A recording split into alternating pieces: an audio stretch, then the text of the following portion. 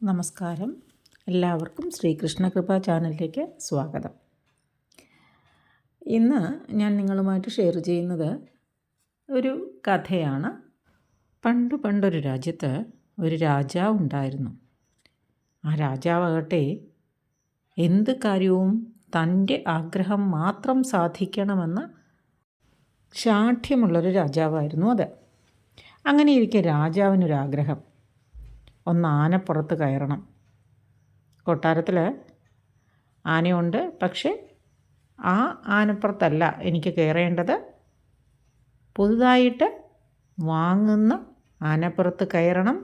മറ്റുള്ളവർ കണ്ടുകൊണ്ട് നിൽക്കെ ആന താൻ പറയണത് അനുസരിക്കുകയും വേണം. ഇതായിരുന്നു രാജാവിൻ്റെ ആഗ്രഹം. അതിനായിട്ട് രാജാവ് കൽപ്പന പുറപ്പെടുവിച്ചു. പുതിയൊരാനയും പാപ്പാനും കൊട്ടാരത്തിലെത്തി. ജനങ്ങളെല്ലാം തടിച്ചുകൂടി. പാപ്പാൻ രാജാവിന് നിർദ്ദേശങ്ങൾ നൽകാൻ ശ്രമിച്ചെങ്കിലും രാജാവ് അവഗണിച്ചു. രാജാവ് സ്വന്തം തീരുമാനപ്രകാരം ആനയുടെ അടുത്തെത്തി കുറേ ഉത്തരവുകൾ അങ്ങോട്ട് പറയാൻ തുടങ്ങി.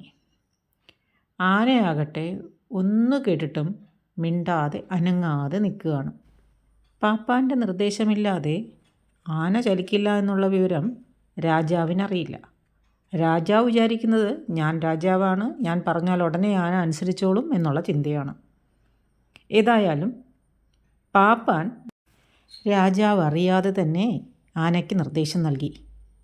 അങ്ങനെ ആന രാജാവിന് കയറാൻ തക്കവണ്ണം ഇരുന്നു കൊടുത്തു. ആനപ്പുറത്തിരിക്കുന്ന രാജാവിനെ കണ്ടപ്പോൾ ജനങ്ങൾ പൊട്ടിച്ചിരിക്കാൻ തുടങ്ങി. എന്തോ പന്തികേടുണ്ടെന്ന് തോന്നിയ രാജാവ് പാപ്പാനോട് കാര്യം അന്വേഷിച്ചെങ്കിലും അയാൾ മിണ്ടാതെ നിന്നു. ഒടുവിൽ രാജാവിൻ്റെ ഉഗ്രശാസനം വന്നു.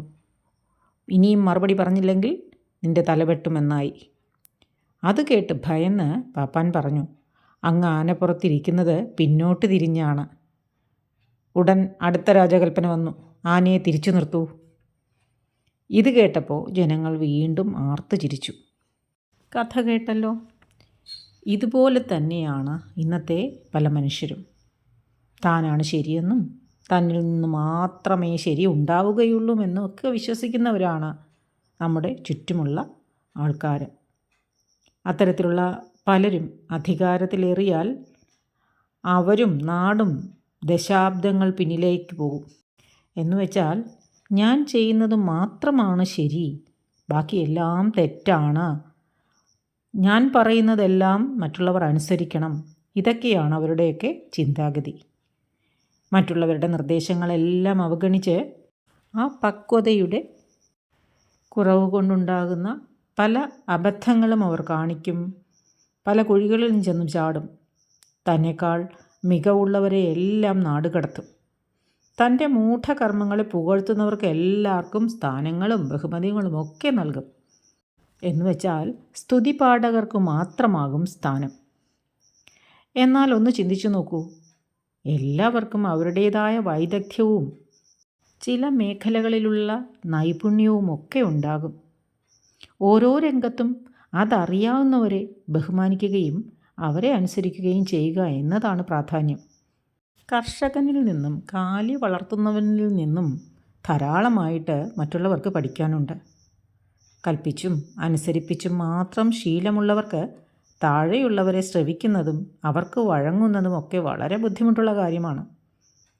സംഭവിക്കാൻ പോകുന്ന ദുരന്തങ്ങളെക്കാൾ മുൻഗണന സ്വന്തം ഈഗോ സംരക്ഷണത്തിനാകും അവർ നൽകുക.